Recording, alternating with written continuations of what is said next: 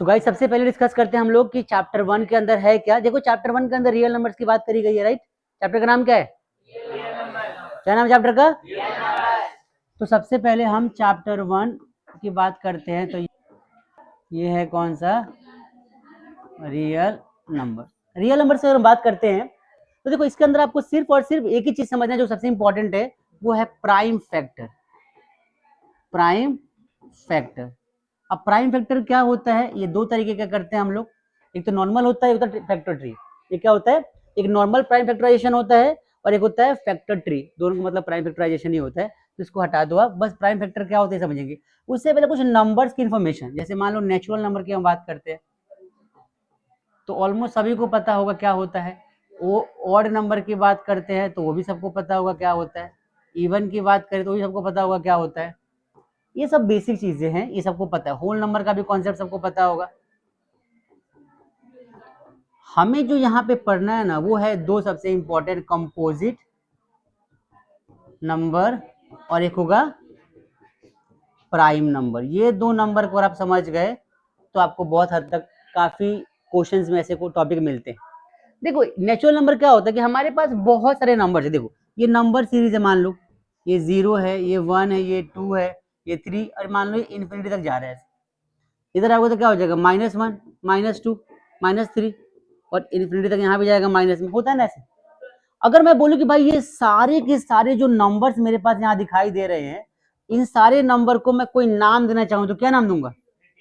तो इनको एक नाम दिया गया इंटीजर, जिसको बोलते हैं हिंदी में पूर्णांक। हिंदी में क्या बोलते हैं भाई? हिंदी में बोलते हैं भाई मात्रा उतरा समझ जाना, पूर्णांक बोलते हैं। ये बात समझ में आ गई? इन्हीं में से सारे नंबर निकल के आते हैं। अगर मैं 0 से आगे के नंबर की बात करता हूं तो इसको बोलते हैं, 0 से लेकर नंबर की बात करता हूं तो इसको क्या बोलते हैं? 0, 1, 2, नाम दे दिया होल नंबर। अगर मैं बोलूं कि भाई 1 से स्टार्ट करना है मुझे तो क्या नाम दूंगा इसको मैं? Natural number. 1, 2, ऐसे आगे तक। बात समझ में आ रही सबको? नंबर्स का खेल है इस पूरे चैप्टर में। कौन सा नंबर क्या है, कहां पे आएगा, कैसे आएगा, कैसे उसको फैक्टर करना है, कैसे ब्रेक करना है, इसको समझने वाले हैं। अब हमने पढ़ा कि भाई सारे नंबर का एक हमने जितने भी दुनिया में नंबर्स हैं उन सबको हमने एक जगह रख दिया। उसको क्या नाम देंगे? इंटीजर, शॉर्ट में। उसमें से कुछ नेचुरल नंबर होते हैं। और नंबर कौन से होते हैं? जो 2 के टेबल में नहीं आते।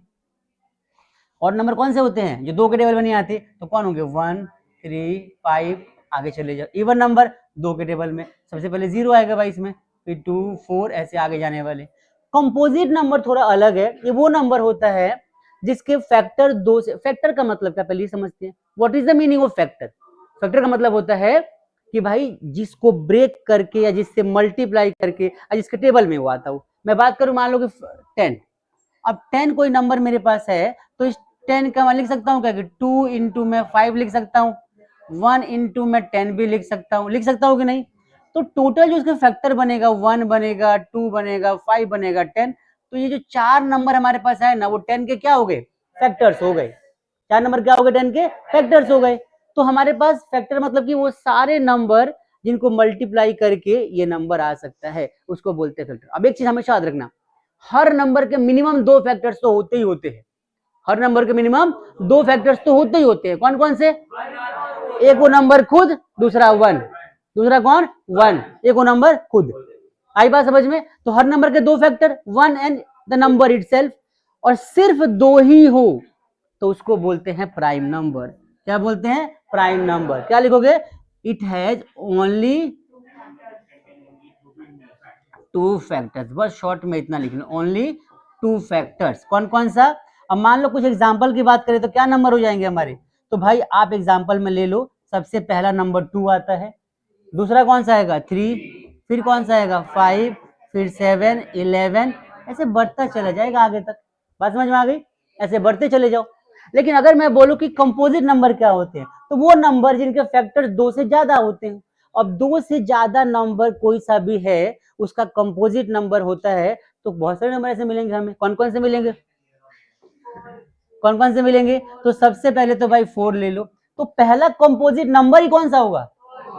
आई बात समझ में? दूसरा 6, तीसरा 8, फिर 9। 9 भी तो है। 9 का भाई फैक्टर क्या होता है? 3 इंटू 3, अब देखो, एक तो सिंगल नंबर, एक तो वन, और दूसरा वो नंबर को छोड़ के कोई दूसरे टेबल में वो गलती से भी आ गया तो कंपोजिट होगा। बात समझ में आ गई? तो कंपोजिट नंबर क्या है? 4, 6, 9 और आगे 10 भी लिख सकते हैं, ऐसे और भी नंबर्स होंगे। क्लियर हुआ सबको? ये नंबर का बेसिक कॉन्सेप्ट भाई, क्लियर हो गया सबको? यस और नो? अगर आपको ये नंबर का कॉन्सेप्ट क्लियर हो गया तो इस चैप्टर को अच्छे समझने में कोई रोक नहीं सकता, किसी का बाप भी नहीं आएगा बीच में, बता रहा हूं मैं। आई बात समझ में? आगे देखो, अब यहाँ पे सबसे पहला क्वेश्चन आता है कंपोजिट नंबर के ऊपर। दो क्वेश्चन कराता हूँ, ध्यान से देखो। पहला, सबसे पहले तो आप सीख लो कि एलसीएम कैसे निकालते हैं, ठीक है भाई, और फिर सीख लेंगे कि एचसीएफ कैसे निकालते हैं। ये चीज आप जान लो, तभी जाके कॉन्सेप्ट चैप्टर क्लियर होगा हमारा। एलसीएम और एचसीएफ के बारे में जानना है। एलसीएम का मतलब क्या होता है? देखो, जैसे कि मान लो मेरे पास नंबर, अच्छा देखो, एलसीएम एचसीएफ ना प्राइम फैक्टर से निकालना आपको। और प्राइम फैक्टर मतलब क्या? ब्रेक करके। मान के चलो मैं बोलता हूँ तुम्हें कि भाई एक नंबर है मेरे पास 6 दे रखा है और दे रखा है 12। बोलोगे इसका एचसीएफ फाइंड करो और एलसीएम फाइंड करो। क्या बोला है? एचसीएफ और एलसीएम। पहले जान लो कि इनका फुल फॉर्म क्या होता है। इसको बोलते हैं lowest common multiple highest common factor. सबको पता है? बढ़िया कि आपको इतना ही पता है। चलो आगे देखो एक बार। 6 है हमारे पास, 12 है, मैंने 6 को कर दिया प्राइम फैक्टर। 2 से करूंगा 3, 3 1 जा 3, तो 6 का प्राइम फैक्टर क्या हो जाएगा? 2 मल्टीप्लाई 3। बात समझ में आ गई सबको? अब 12 का देखो, 12 है मेरे पास, 12 को 2 से किया तो 6, 2 से किया तो 3 और 3 से किया तो 1, तो लिख सकते हैं 12 is equal to 2 multiply 2 multiply 3। अब हमेशा याद रखना कि प्राइम फैक्टर करते हैं ना तो सिंपलेस्ट फॉर्म में लिखने की कोशिश करते हैं।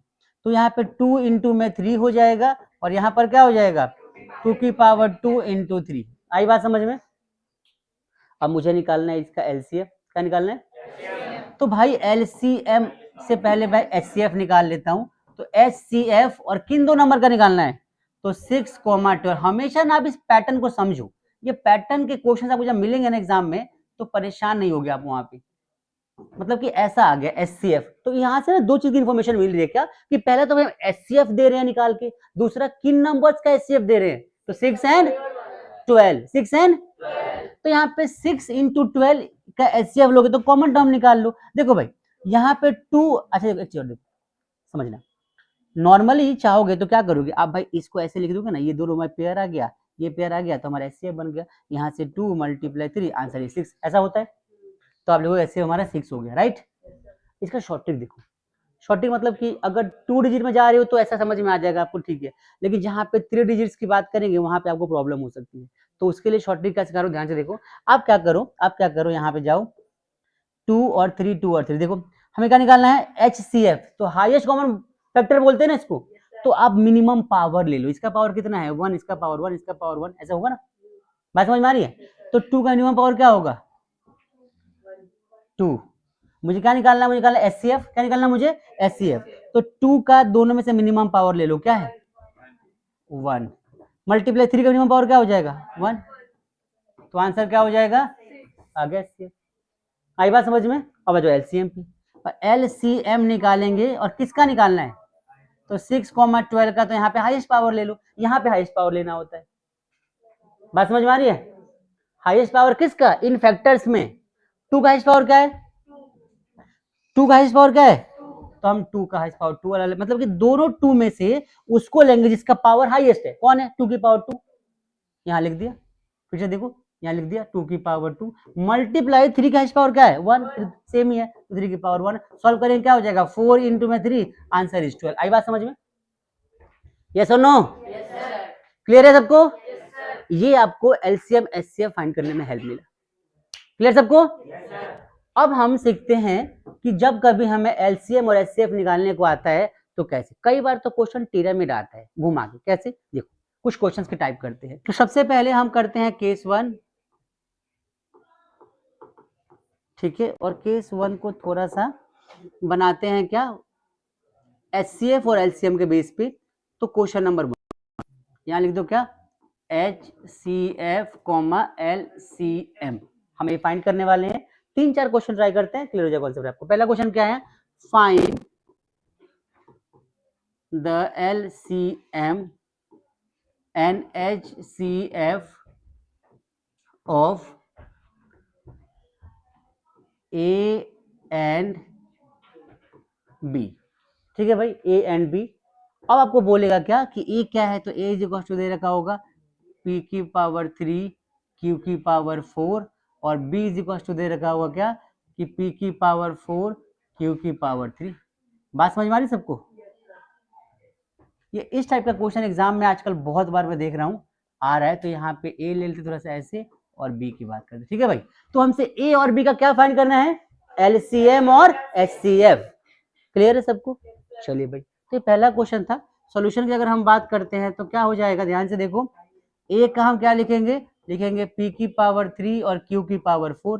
बी का क्या लिखेंगे, पी की पावर 4 और क्यू की पावर 3। आई बात समझ में? चलिए भाई, एच सी एफ की बात करेंगे और एच सी एफ किस किस का निकाल रहे हैं, बात समझ में आ रही है? जब भी कभी एचसीएफ और एलसीएम फाइंड करोगे, आपके माइंड में ये चीज होना चाहिए कि किन किन नंबर्स का निकालना है, वो इन्फॉर्मेशन साथ साथ देनी है आपको। क्लियर हो रहा है सबको? आपको ये इन्फॉर्मेशन साथ साथ देनी है, तभी जाके कॉन्सेप्ट क्लियर होगा। तो यहाँ पे ए और बी में देखो क्या सिखाया था आपको, एचसीएफ में कुछ वही बताएगा, कोई भी नहीं बोलेगा। जिससे बात करूंगा सिर्फ वही बोलेगा, मुझे निकालना है एचसीएफ और एलसीएम। अभी मैंने सिखाया था कि लोएस्ट और हाईएस्ट कैसे लेना होता है, मुझे बताएगा निखिल। खड़ा हो जाए एक बार, फटाफट खड़ा हो जा। अगर ध्यान तेरा यहाँ नहीं है तो क्लास से बाहर कर दूंगा साथ में। एच सी एफ बता, इसमें पावर हाईएस्ट लेते हैं या लोएस्ट लेते हैं? बिल्कुल सही, क्या लेते हैं, लोएस्ट। बैठ जाओ। अब देखो ए, सुनो, एच सी एफ ए और बी का बोला है ना, तो देखो यहाँ पे मान लो मैं पी की पावर की बात करूं तो 3 ले लूंगा, क्यू की पावर की बात करूं तो ये हमारा क्या आ गया, एच सी एफ। क्या आ गया? अगर मैं बोलूं एलसीएम निकालने के लिए तो एलसीएम भाई क्या हो जाएगा, ए कॉमा बी का, तो ये क्या हो जाएगा, तो मैक्सिमम पावर, तो पी की पावर 4 और क्यू की पावर 4। आ गया आंसर हमारा। बात समझ में आई? ये तुम्हारा पहला क्वेश्चन। इस टाइप का क्वेश्चन एग्जाम में आ सकता है एक। तो दूसरा क्वेश्चन देखो, दूसरा क्वेश्चन देखो, दूसरे क्वेश्चन में क्या बोलेगा आपसे, तो इसमें बोल सकता है आपसे क्या कि find the LCM and HCF of the lowest composite number, composite and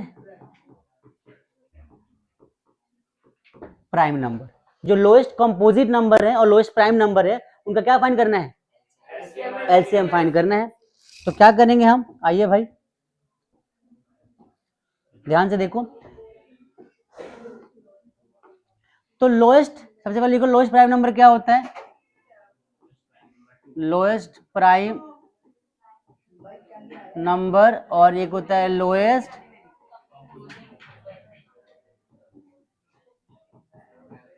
composite number. पहले इन दोनों को लिखना पड़ेगा, उसके बाद हम उसके आगे सॉल्व करेंगे। लोएस्ट प्राइम नंबर क्या, 2 होता है, बिल्कुल 2 सही, बिल्कुल सही बात है। और लोएस्ट कंपोजिट नंबर क्या होता है, 4 होता है, 4 होता है, हमने यहाँ 4 लिख दिया।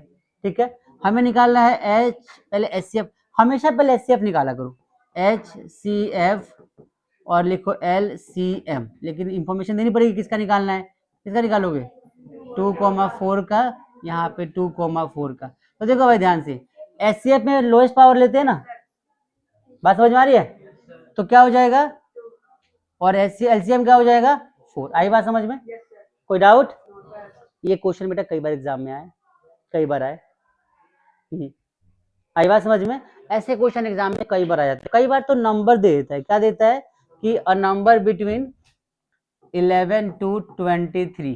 ठीक है, अब बोलेगा कि फाइंड द मतलब कि LCM and HCF of the lowest prime and composite number. बात समझ में आ गई? इन नंबर्स रेंज में बोला है, इनके बीच के लोएस्ट प्राइम और कंपोजिट नंबर का क्या निकालना है, एलसीएम और एचसीएफ। अब यहाँ पे क्वेश्चन को समझना पड़ता है कि इनको भी इंक्लूड करना है क्या, या इनके बीच के। तो इनके बीच के नंबर की बात करेगा अगर, तो देखो ध्यान से, लोएस्ट प्राइम, ऐसे लिखो, प्राइम नंबर लिख लो, लोएस्ट प्राइम नंबर क्या हो जाएगा भाई, और लोएस्ट कंपोजिट नंबर क्या हो जाएगा बताओ। तो लोएस्ट प्राइम नंबर तो 13 और कंपोजिट नंबर 12, इनका निकाल दो एलसीएम एचसीएफ। आई बात समझ में? क्लियर सबको? श्योर है? ये क्वेश्चन नंबर आ गया, ये भी सेम एज है ना, तो ये भी याद रखना, ये क्वेश्चन कई बार एग्जाम में आता है। थोड़ा सा इसको हम सर्कल कर दें, तो ये कुछ ऐसा हो जाएगा तो बेटर रहेगा क्लाउड। ठीक है भाई, तीसरा देखो, क्वेश्चन नंबर क्या हो जाएगा 3, ध्यान से देखो। इसमें बोला है find the value of m plus n। क्या बोलेगा? Find the value of m plus n if the m and n are exponents of the prime factor of किसका भाई? 2, 5, 6, इसका बोलो। बात समझ में आ रही है? अब ये तुमसे क्वेश्चन बोलेगा कि m और n की वैल्यू निकालो, m प्लस n निकालो। m और n क्या है, तो इसको हाईलाइट कर लेते हैं। देखो ध्यान से, m और n की जो बात कर रहा है ना यहाँ पे, ये क्या है इसके बारे में जानो। तो m और n क्या है इसको समझते हैं। m प्लस n बोला है ना, ठीक है। देखो, तो m और n क्या है, तो सबसे पहले क्या करो, इसको आप क्या करो, फैक्टराइज कर दो, प्राइम फैक्टर निकालो आप इसका। कैसे निकालेंगे, सब कुछ समझ में आ रहा है यहाँ तक? तो क्या हो गया 2, 5, 6, तो मैंने लिखा 2, 5, 6, प्राइम फैक्टर कर दिया, तो भाई 2, ठीक है ना भाई। तो 2 से करेंगे तो क्या हो जाएगा, 2 1 जा 2, 2 2 जा 4, 2 8 जा 16। फिर 2 से किया तो 2 6 जा और 2 4 जा, फिर 2 से किया 2 3 जा 2 1 जा, कटेगा। ठीक है भाई, ठीक है, समझ गए। फिर 2 से किया 16, फिर 2 से किया, सुनो सुनो सुनो, 2 से किया तो क्या बचेगा 8, फिर 2 से किया तो 4, फिर 2 से किया तो 2, फिर 2 से किया तो 1। अब बच्चे, अब सुनो मेरी बात, तो 2 5 6, 1 2 3 4 5 6 7 8, तो लिख सकते हैं 2 की पावर 8। क्या लिख सकते हैं? अरे यार समझ जाओ ना, 2 की पावर 8, ठीक है, लिख दिया हमने। अच्छा, m और n बोला है, अब देखो ध्यान से, if the m and n are the exponents of the prime factor. अब देखो यहाँ पे मान लो, अब अच्छा कई बार ना मेरी बात सुनो, मैंने m और n बोला है ना, find the value m and n components of. देखो अब यहाँ पे m और n की जो बात करी गई ना, इसमें कई बार क्वेश्चन में मेंशन होता है कि m and n are the exponents of, यहाँ पे आ जाएगा क्या कि एक्सपोनेंट्स ऑफ 2 and 5, ऐसे लिखा है कई बार। क्या आएगा? एक्सपोनेंट्स ऑफ 2 and 5, कि जो हमारे m और n है 2 और 5 के क्या है, एक्सपोनेंट्स हैं। तो ध्यान से देखो आप यहाँ पे, अगर 2, अभी क्वेश्चन कराऊंगा एग्जैक्ट ऐसा ही, आपको समझ में आ जाएगा। 2 और 5 के एक्सपोनेंट्स बोला है, तो यहाँ पर 5 तो आया नहीं, खाली 2 आया है ना। तो लिख सकते हैं क्या इसको, इनटू में 5 की पावर 0। भाई किसी भी नंबर का पावर 0 क्या होता है, 1। तो 5 की पावर 0 1 हो जाएगा, 1 मतलब कि 2 की पावर 8 सेम आंसर रहेगा, चेंज तो नहीं होगा। तो यहाँ पे ये हमारा 2 और 5 का एक्सपोनेंट क्या है, m और n। पहले 2 लिखा है तो 2 की पावर क्या हो जाएगा, m, बाद में 5 लिखा उसके पावर क्या हो जाएगा, n। तो हम लिखेंगे यहाँ पे क्या कि m is equal to 2 is equal to 8 और n इज इक्वल टू क्या हो जाएगा 0। तो m plus n is equal to 8 हमारा आंसर। आई बात समझ में? ये बहुत बढ़िया क्वेश्चन में से एक था, आप समझना। ये मतलब ये क्वेश्चन अच्छा है, आपके एग्जाम में आ जाए या इस टाइप का क्वेश्चन है, आपको आइडिया लगना चाहिए कैसे करना है। क्लियर हुआ सबको? तो ये हमारे कुछ इस टाइप के क्वेश्चन एग्जाम में आते हैं। बात समझ में आ गई एचसीएफ और एलसीएम के ऊपर। आगे देखो, इसके बाद भाई क्वेश्चन नंबर हम करते हैं 4। इसमें क्या बोला है, इसमें बोलेगा कि if LCM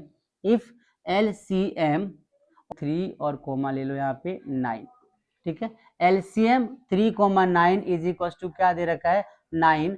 find the HCF, ऐसा question they. Find the HCF कैसे निकालोगे भाई? तो यहाँ पर तो सिंपल 3 इन, अब देखो बोला है एलसीएम, किसका एलसीएम दिया है, 3,9 का। तो एक बहुत आसान सा कॉन्सेप्ट है, वेरीफाई करने के बाद दोबारा सिलेबस में है, प्रूव करने वाला। क्या होता है कि एलसीएम इंटू में HCF is equal to A into में बी। ए और बी हमारे नंबर्स होते हैं, सबको पता है ना ये फॉर्मूला? बढ़िया। तो एलसीएम क्या दे रखा है यहाँ पे 9। क्या पूछा हमसे, ए कितना दे रखा है 3 और बी कितना है 9। तो H C F is equal to, इससे इसका कट जाएगा 3 आंसर आ जाएगा। बात समझ में आ गई? ये सिंपल क्वेश्चन है तो यहाँ पे प्रॉब्लम नहीं होगी। दिक्कत तब होगी जब क्वेश्चन मुश्किल आएगा। एग्जांपल की बात करते हैं, देखो यहाँ पे क्वेश्चन नंबर 5 में एच इफ द HCF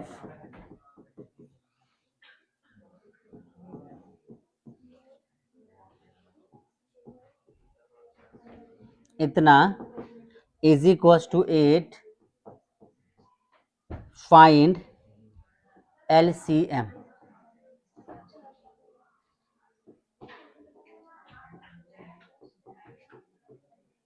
कर लोगे आप लोग? देखो ध्यान से कर लोगे क्वेश्चन, पक्का कर लोगे? ऐसे क्वेश्चन आता है कई बार, ठीक है। अब इसमें क्या करना है, कुछ नहीं करना है, सेम कॉन्सेप्ट है। इन दोनों को मल्टीप्लाई कर देंगे। क्या करेंगे भाई, 504 मल्टीप्लाई 2200 किसके बराबर रखेंगे, 8 इंटू में जो गिवन है वो मल्टीप्लाई में HCF। एलसीएम निकाला हमसे, तो एलसीएम को यहीं छोड़ देंगे हम। क्या हो जाएगा 504 मल्टीप्लाई 2200 और अपॉन में क्या हो जाएगा 8। जिसका जितने बार में कटता है काट दो। 8 1 जा 8, देखो 8 6 जा 48, 2 बचेगा। 2 इंटू 2 और 4 24, तो 8 3 जा 24, तो बचेगा क्या, ये बचेगा, थोड़ा सा छोटा कर दे इसको, ये बचेगा कितना,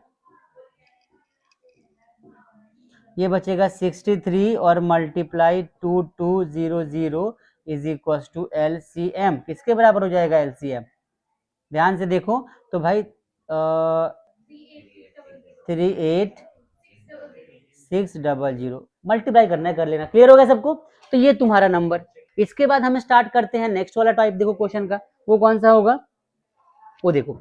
इसके बाद एक क्वेश्चन और बनता है। कैसा बनता है, तो मान लो क्वेश्चन नंबर 6 में क्या आएगा, देखो क्वेश्चन नंबर 6 में आएगा कि प्रूफ 1, क्या प्रूफ करने को आएगा, 1 multiply 2 multiply 3 multiply 4 multiply 5 multiply 6 multiply 7, ज्यादा बड़ा होगा, छोटा ही कर लो, प्लस में 6 इज अ कंपोजिट नंबर। ये प्रूफ करने को आएगा। अब आपसे बोला है कि कंपोजिट नंबर है, प्रूफ करके दिखा दो। बड़ा आसान सा है, सब कुछ समझ लो मेरी बात, प्लीज आप सब लोग ध्यान दो। इतना आसान है ना, जितना आपको प्लस माइनस करने आता है तो आप कर लोगे, इतना आसान है। देखो आपको क्या करना है, जो नंबर प्लस के बाद में है, कौन सा नंबर है, उसको कॉमन ले लो। तो मैं 6 कॉमन लूंगा तो क्या हो जाएगा, 1 बचेगा, मल्टीप्लाई 2 मल्टीप्लाई 3 मल्टीप्लाई 4 मल्टीप्लाई 5, जिसको कॉमन लेते हैं वो 1 हो जाता है। बात समझ में आ गई? सबको समझ में आ रहा है? अब 6 और इन सबको क्या रखो, मल्टीप्लाई कर दो। 3 2 जा 6, 5 4 जा 20 और प्लस में यहाँ लगेगा 1। बात समझ में आ रही है? ये कितना हो जाएगा 120 प्लस में 1 और यहाँ पे 6, तो 6 इंटू में 121। आई बात समझ में? इसके आगे कुछ नहीं करना, बस एक स्टेप देख लो लास्ट। बस इसमें क्या करो, मल्टीप्लाई 1 अपने मर्जी से लिख दो। कर सकते हैं कि नहीं? किसी भी नंबर में 1 से मल्टीप्लाई कर सकते हैं। इसका मतलब कि दिस नंबर हैज 3 फैक्टर्स। ये पूरा का पूरा एक सिस्टम हमारे पास बना नंबर का। इस सिस्टम में कितने नंबर्स का मल्टीप्लीकेशन है, 3 नंबर का। तो लिखो एज इट हैज क्या 3 factors, so it is a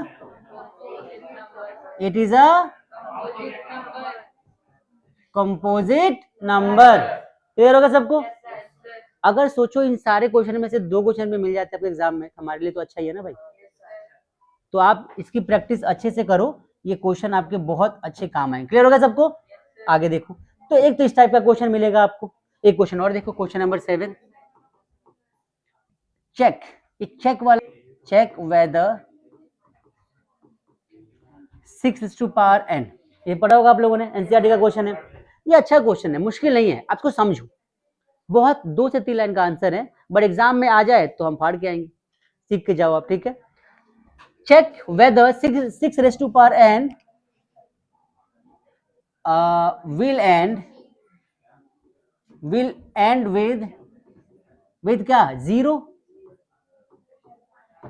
बताओ भाई कि क्या ये नंबर कभी 0 के साथ खत्म हो सकता है? और यहां लिखेगा n is a natural number, n is a natural number, ये बोलेगा आपको। बात समझ में आ रही है? n is a natural number. अब आपको ध्यान में रखना है क्या कि n नेचुरल नंबर है, तो नेचुरल मतलब क्या होता है, 1 2 3 4 5 6, ये पढ़ा हम लोगों ने, यस और no?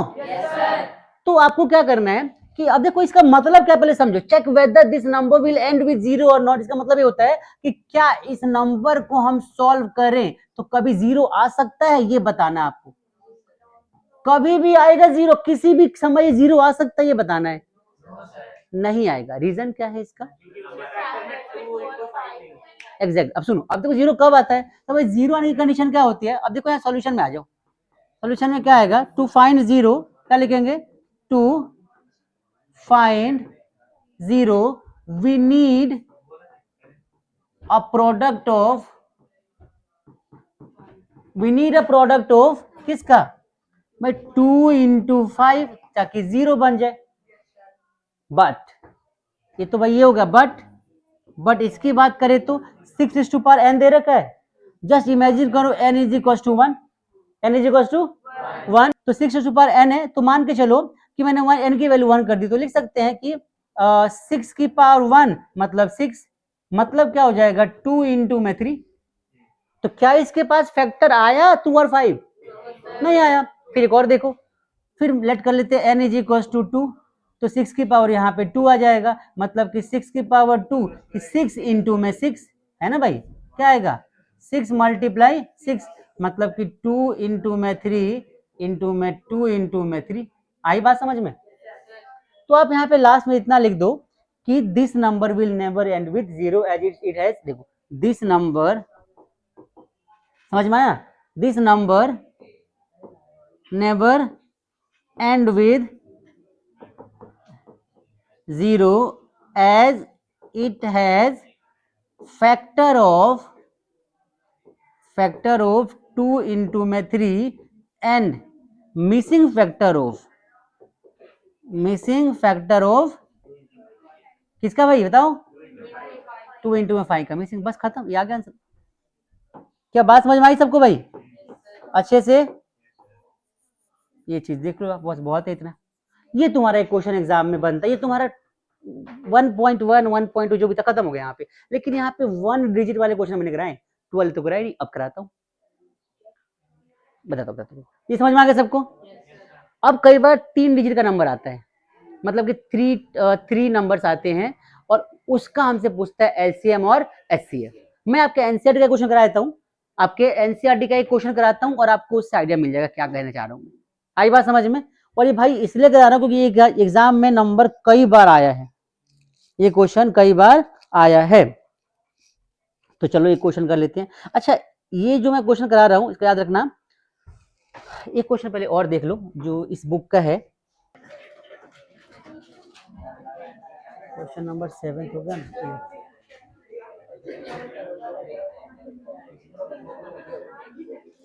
Find the exponent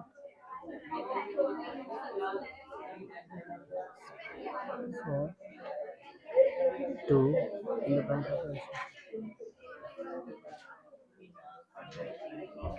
prime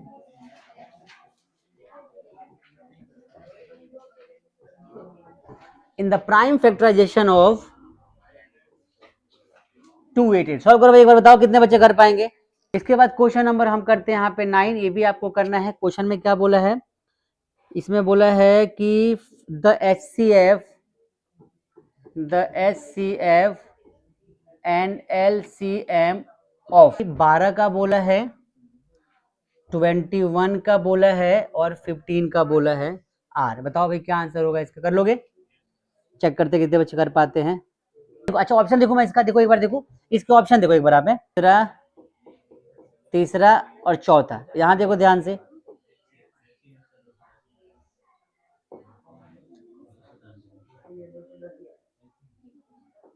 आपसे जो पहला ऑप्शन बोला है वो बोला 3,140।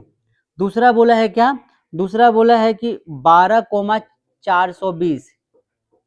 तीसरा बोला है 3,420 और चौथा क्या बोला है 420,3। अब जो बच्चे क्वेश्चन ध्यान से नहीं पढ़े कंफ्यूज हो जाएंगे, क्यों भाई, क्योंकि यहाँ तो ऐसे ऐसे ऑप्शन है भाई, पहले 3 आ रहा है, फिर 420 आ रहा है, 420 आ रहा है, 3 आ रहा है, कौन सा ऑप्शन सही है?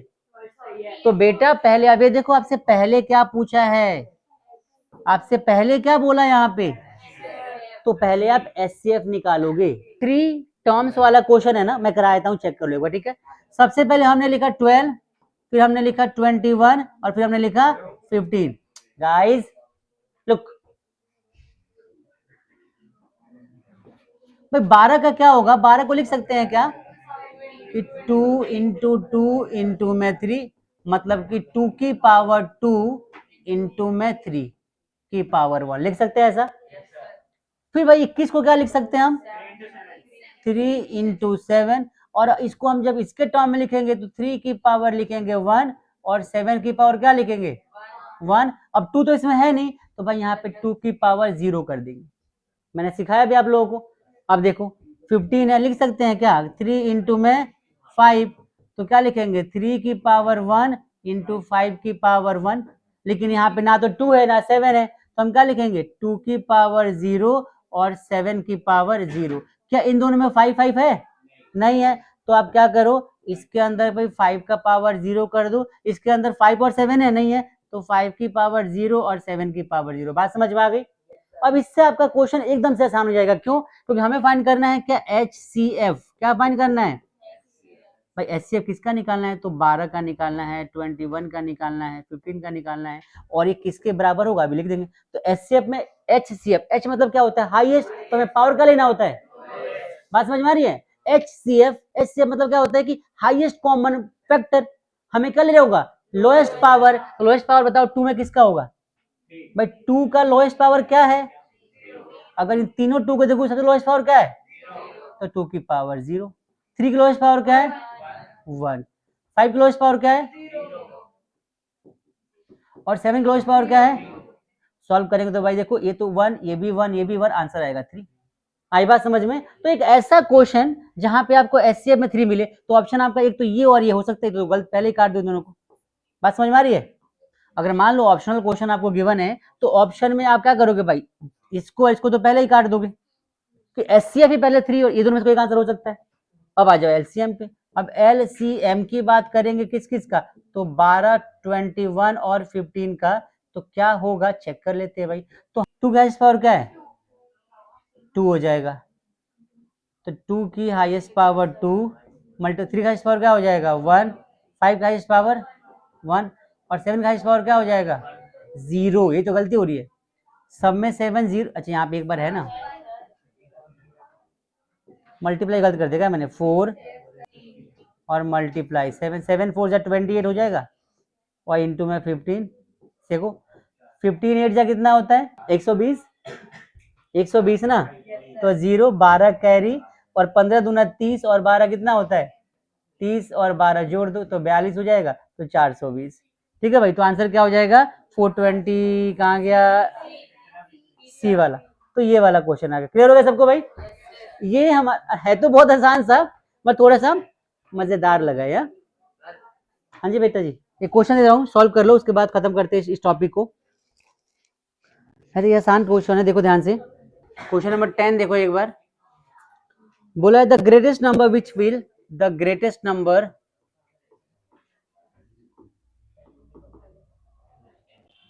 the greatest number which when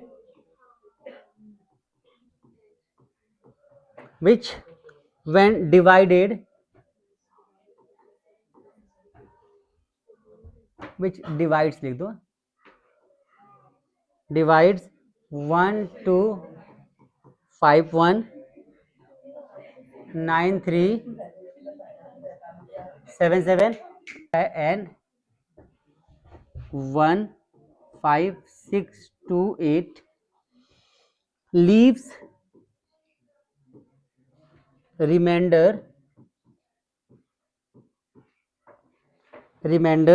1 2 3 respectively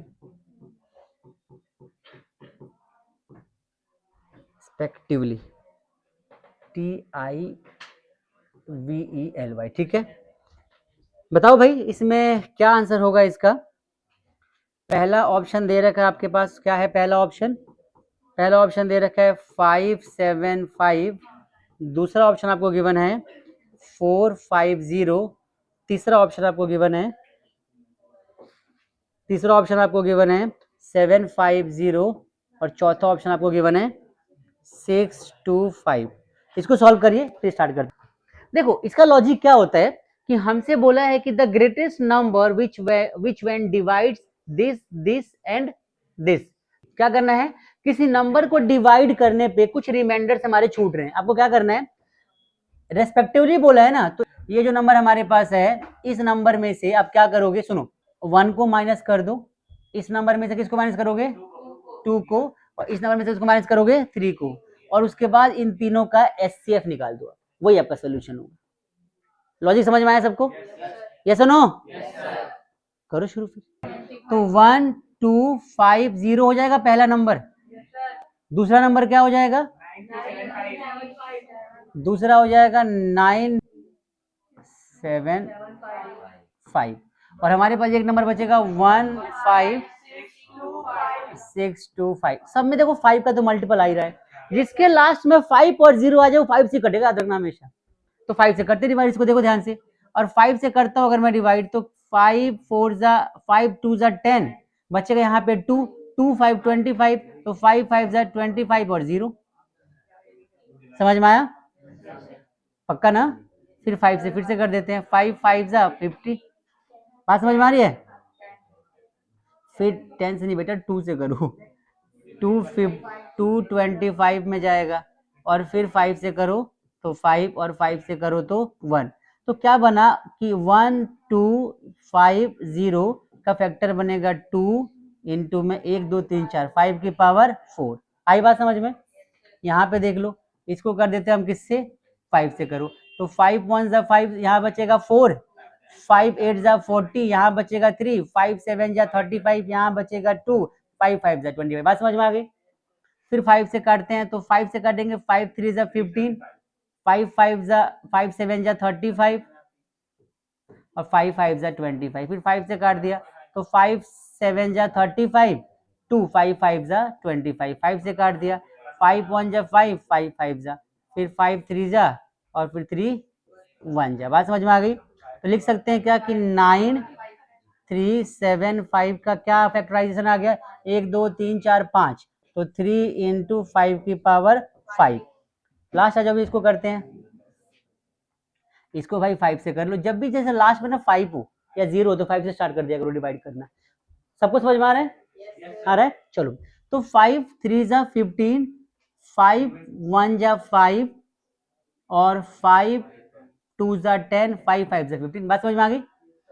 फिर 5 से काटते हैं, तो 5 6 30, 5 2 10, 5 5 15। फिर 5 से किया तो 5 25 में आ जाएगा, 1 2 5 में, और फिर 5 से कर दो तो ये 25 में आ जाएगा। फिर ये आ जाएगा 5 में 5, और 5 में क्या बचेगा, 1। बात समझ में आ रही सबको?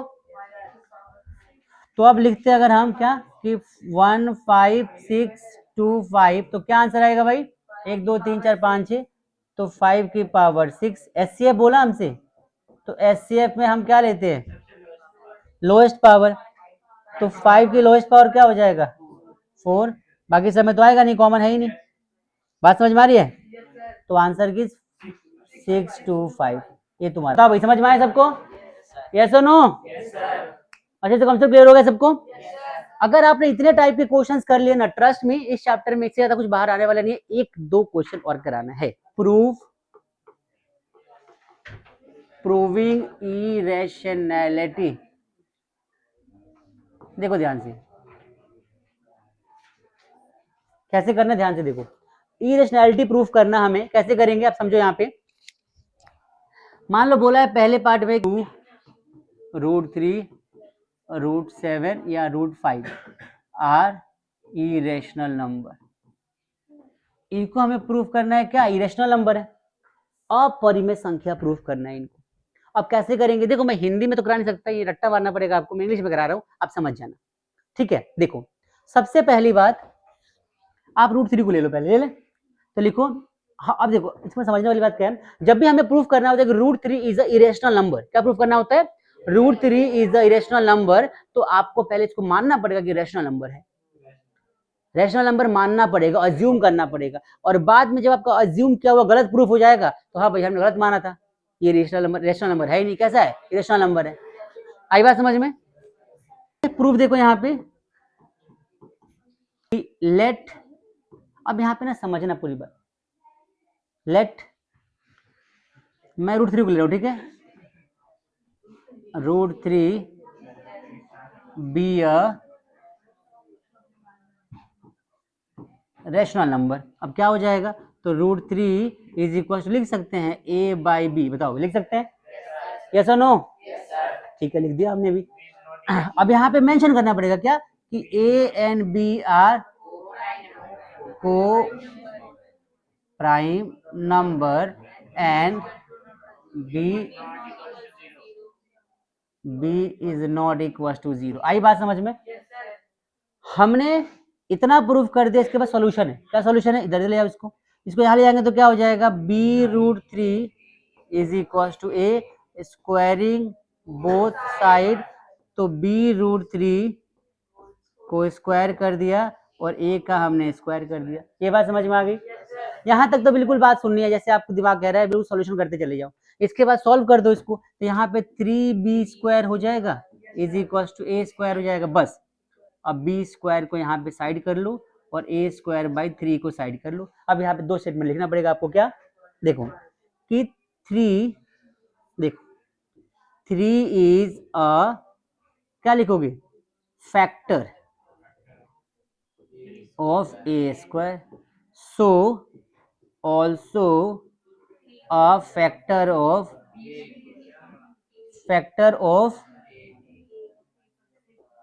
a। आई बात समझ में, बस खत्म। इसके बाद थोड़ा सा इस वाले पार्ट को हम छोटा करके साइड में शिफ्ट कर दे,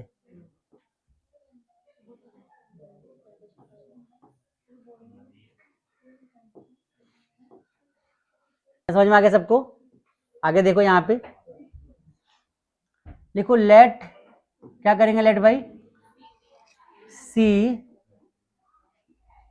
इज इक्वल टू, क्या लेंगे, c is equal to 3b ले लू, 3b या 3a, बताओ क्या लू मैं, 3b या 3a लिया करो हमेशा, जो ऊपर होता है यहाँ, ये बच्चे, यही बच्चे कंफ्यूज होते हैं, 3b भी ले सकते हैं लेकिन 3b कभी नहीं लेना, 3a लेना है आपको। 2 मिनट मारो, ये जो a है ना ये लेना है, c इज इक्वल टू क्या लेना है, 3a, बस इसको माइंड में याद रखना, यही स्टेप पे बच्चे गलतियां करते हैं, प्रूफ नहीं हो पाता। c इज इक्वल टू क्या लोगे, 3a, पहला लेना है, पहले a और b दो लेट किया था हमने, तो b नहीं, पहले वाले 3a लेना है, तो क्या लेंगे, c is equal to 3a, where, आप मेंशन करो c क्या है, where c is any integer. आप लिख सकते हैं क्या, देखो ध्यान से, इसको ना इक्वेशन 1 बना लो पहले, क्या बना लो, इक्वेशन 1, तो लिखो फ्रॉम इक्वेशन 1, तो लिख सकते हैं क्या कि b² is equal to a²/3। बात समझ में आ रही है, तो हम यहाँ पे क्या करेंगे, b² को तो ऐसे लिखेंगे, जहां पर a है वहां पे क्या लिख देंगे, 3c, और अपॉन में 3, इसका स्क्वायर हो जाएगा। बात समझ में आ रही है सबको, क्लियर है, सॉल्व कर दूं, तो यहाँ पे क्या लिखेंगे, हम यहाँ लिखेंगे b² is equal to 9c² upon में 3, तो b² is equal to 3c², तो c² इज इक्वल टू क्या हो जाएगा, b²/3, इसको आप डाल दो बॉक्स के अंदर। क्या बात समझ में आ रही सबको, क्या डाला आपने इसको बॉक्स के अंदर, ताकि क्लियर हो जाए कि भाई यहाँ पे क्या प्रूफ करने वाले हैं। बॉक्स में तो हमें यहाँ भी डालना था, खैर इसको डाला नहीं, डाल दो यहाँ पे, तो ज्यादा खोच हो चुका, छोड़ दो। अब देखो हम क्या लिखेंगे, देयरफॉर, यहाँ देखो, देखो 3 is a factor of b², एक मिनट, क्या क्या क्या क्या, a is equal to 3c लेना था ना हमें, थोड़ी सी गलती होगी। A is equal to 3 C ले लो बेटा, sorry, A is equal to क्या लेना है 3, यहाँ पे बस सी कर दो आप, बाकी सब ठीक है। 3 सी तो कुछ ज़्यादा गलत हो गया नहीं, ए इज इक्वल 3 सी ठीक तो है, हो गया ना, बस 3 सी का स्क्वायर हो गया, फिर यहाँ पे आ गया, ठीक है ठीक है, सॉरी थोड़ी सी लेट गलत हो गया था। अब क्या लिखा, सो क्या लिखेंगे हम, 3 is also a factor of B. अब ध्यान से देखो यहाँ पे भाई 3 जो है वो फैक्टर हमारा ए का है, 3 फैक्टर बी का भी है, सो हम यहाँ पे लास्ट में क्या लिखेंगे, हैंस, ध्यान से देखो ध्यान से देखो ध्यान से देखो, 3 is a common factor of A and B which is not possible, which is not possible। आगे देखो, so रुक जाओ, so our adsorption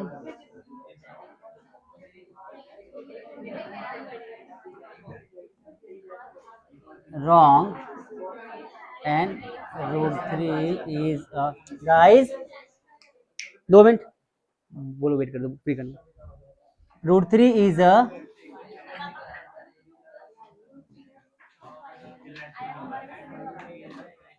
irrational number।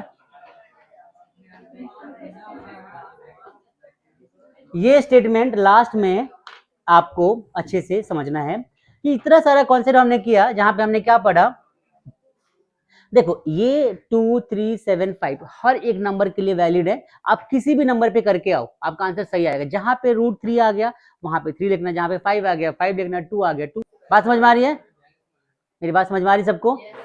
अगर तुमने ये टॉपिक याद कर लिया ना, आज इतने क्वेश्चन कराए कर लिया आप लोगों ने, ट्रस्ट मी आपके एग्जाम पॉइंट ऑफ व्यू से ना बहुत बढ़िया है। आपके फर्स्ट चैप्टर के अंदर जो आने वाले मोस्ट इंपॉर्टेंट क्वेश्चन है ना वो यही है, इससे बाहर कुछ नहीं आएगा।